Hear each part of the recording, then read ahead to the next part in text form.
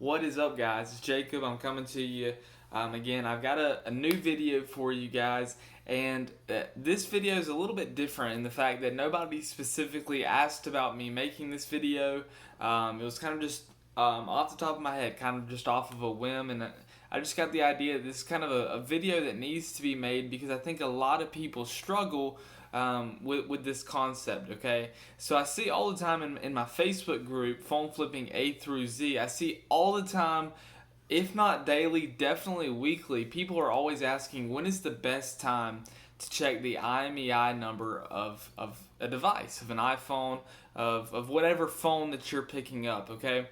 And my stance, just a disclaimer, my stance might be completely different than somebody else's, and that's completely fine. But I'm going to tell you what I believe is the correct answer and why I believe is the correct answer. You're going to see and you're going to learn that there are literally hundreds and even thousands of different phone flippers. Everybody else has different methods. The methods that I teach you are just what works for me, okay?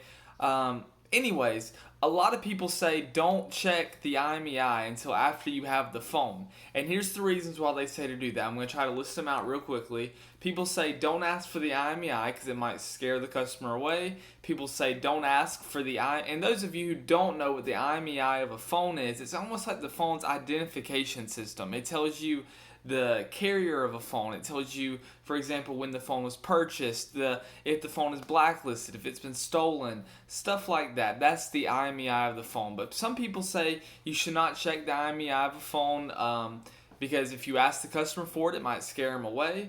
It takes too long to check the IMEI. Some people say you're going to always appraise a phone as a bad ESN and just assume the worst and you're good to go from there.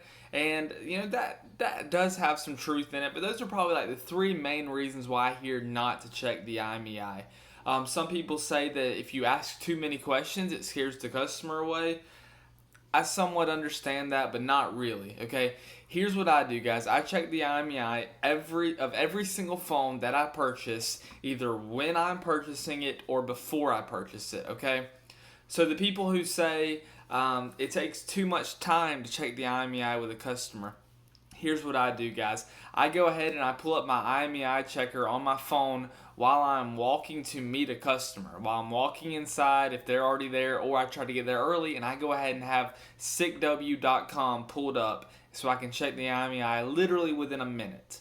A minute is not a long time by any stretch of the imagination, especially it gives you a great time to have small talk with a customer, give them your business card, tell them a little bit about what you do.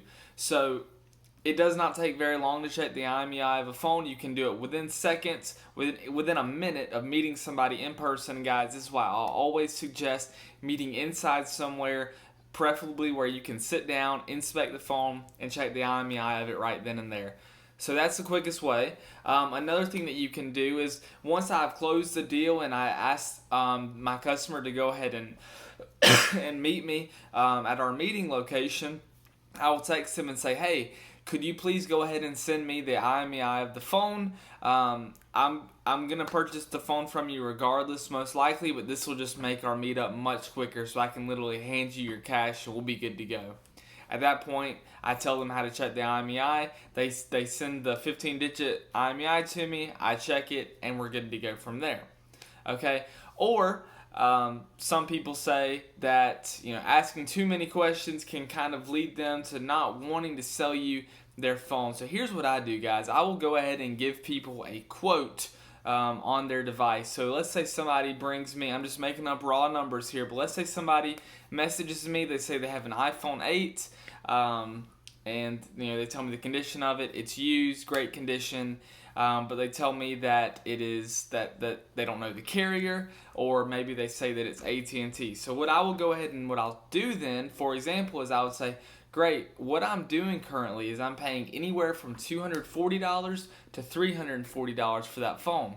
Now, if you go ahead and send me the IMEI of the phone, I can probably give you a much clearer estimate right now. And they'll go ahead and send me the IMEI, and then boom, So then at that point, if it's an AT&T phone, for example, I can run it through the AT&T portal and see if I can unlock it and make an extra profit on it.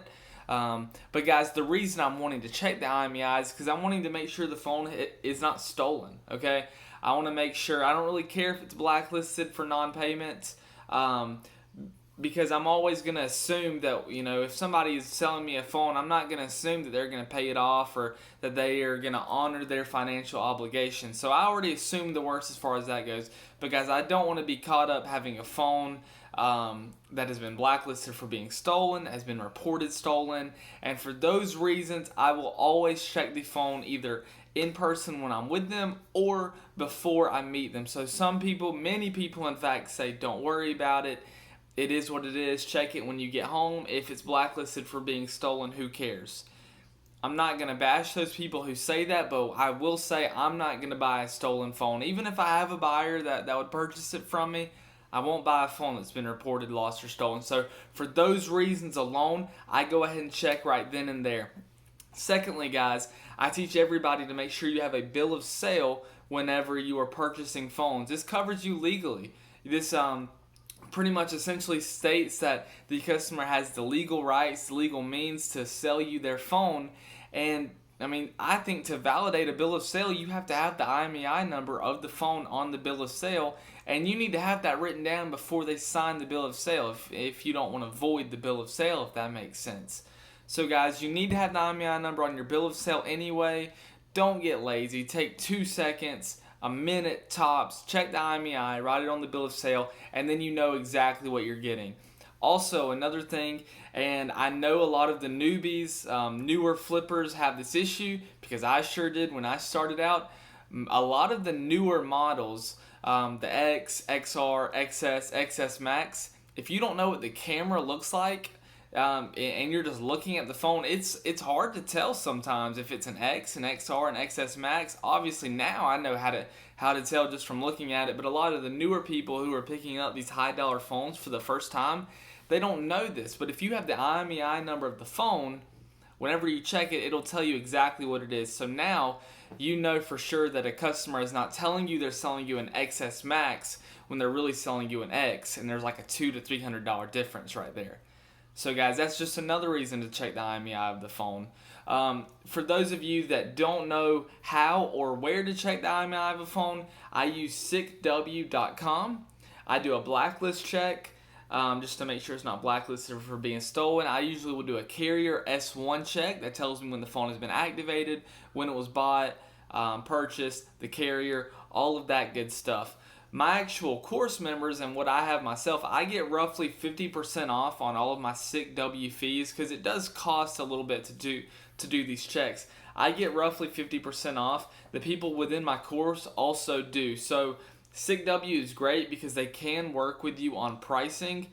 If you're in my course and you have not applied the concept I have within it yet to teach you how to get the better SickW pricing, you need to go ahead and do that and message me if you haven't. If you're interested in getting better SickW prices, I think it's a great opportunity. Join my course, mention this video to me, and I'll even hook you up with something extra for absolutely free. Again, guys, I use SickW.com. I think it's one of the best out there. And other people use Checkmend.com, which is at CheckMend.com. I'm going to have the link to SickW.com, Checkmend.com, and my free phone flipping Facebook group in the description below this. So guys, check it out. And guys, just remember, always do your checks on the phone. Do it in person. Do it before you meet up with them, because guys, this is going to make sure you know exactly what you're getting. If you're putting out a few $100s for a phone, you need to make sure you're getting exactly what you're paying for. You need to make sure the phone doesn't have issues. Make sure it doesn't have iCloud on it. Make sure it's not stolen or any of that, guys. Do the right thing. Have integrity. I'm not going to tell you what to do with stolen devices, but personally, I will not purchase them, guys. If you have any questions about that, let me know. Drop a comment below. I hope you guys like this YouTube video. Please subscribe, guys. I'm trying to bring you more consistent content. But regardless, thank you for watching this video. Thank you very much. Y'all have a good day. Bye-bye.